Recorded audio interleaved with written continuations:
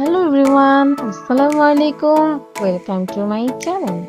আজকে আমি তোমাদের সাথে শেয়ার করব কিভাবে তোমরা ঘরোয়া উপায়ে ঘরে থাকা উপাদান দিয়ে পাস্তা তৈরি করবে এবং সেই পাস্তা খুব হেলদি ওয়েতে রান্না করে বাসার সবাইকে তাক লাগিয়ে দিবে এবং ছোট থেকে বড় তোমার সেই রেসিপিটি পছন্দ করবে। তো চলো দেরি না করে আমরা মেন রেসিপিতে চলে যাই।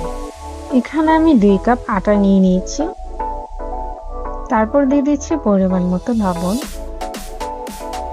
দিয়ে দিচ্ছি পরিমাণ মতো সয়াবিন তেল, আর দিয়ে দিচ্ছি একটি ডিম।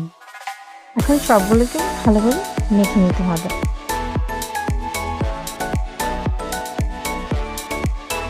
মাখানো হয়ে গেলে আমরা অল্প একটু পানি দিয়ে আমরা একটি শক্ত ডো তৈরি করে নেব। এই পাস্তাটি তৈরি করার জন্য একটি শক্ত ডোয়ের প্রয়োজন। এখন আমরা একটি শক্ত ডো তৈরি করে নিয়েছি। আমি আঙ্গুল দিয়ে চেপে চেপে দেখিয়ে দিচ্ছি ডোটা কত শক্ত হয়েছে। ঠিক এরকম শক্ত করে নিতে হবে। এখন ডোটাকে আমরা ভালোভাবে বেলে নিব। এমনভাবে বেলতে হবে ডোটা বেশি পাতলাও যেন না হয়, বেশি মোটাও যেন না হয়। তারপর এভাবে আমরা ছুরির সাহায্যে কেটে নিব। আমি দেখিয়ে দিচ্ছি কিভাবে কেটে নিতে হবে। তারপর ঠিক এভাবে দুপাশ একসাথে চাপ দিয়ে লাগিয়ে দিয়ে পরের 2 পাশ আবার একসাথে চাপ দিয়ে লাগিয়ে দিতে হবে। এভাবে আমরা সবগুলো পাস্তা তৈরি করে নিব। তারপর আমরা এখানে কিছু আলু আর কিছু বটবটি বয়েল করে নিচ্ছি। তারপর ওইখানেই দিয়ে দিচ্ছি আগে থেকে তৈরি করে রাখা পাস্তাগুলো। এখন পাস্তাগুলোকে খুব ভালো করে 10 থেকে 15 মিনিট বয়েল করে নিতে হবে।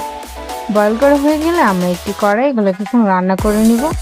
রান্না করার জন্য পরিমাণ মতো তেল দিয়ে দিয়েছি রসুন কুচি। রসুনটাকে হালকা একটু সতে করে নিতে হবে। তারপর দিয়ে দিব 2টো ডিম।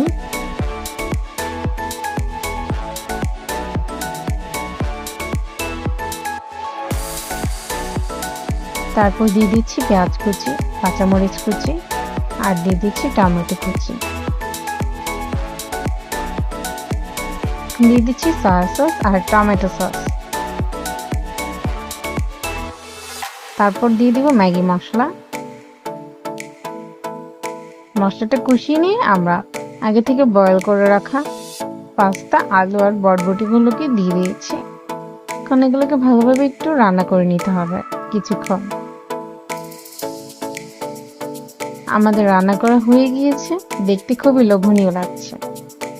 এবার পরিবেশন করা যাক। তৈরি হয়ে গিয়েছে আমাদের পাস্তা। এভাবে বাসায় তোমরা সবাই ট্রাই করে দেখতে পারো এবং সকলকে এভাবে তৈরি করে খাওয়াতে পারো। আশা করি সবার আমার ভিডিওটি ভালো লেগেছে। দেখা হবে অন্য কোনো ভিডিওতে। আল্লাহ হাফেজ।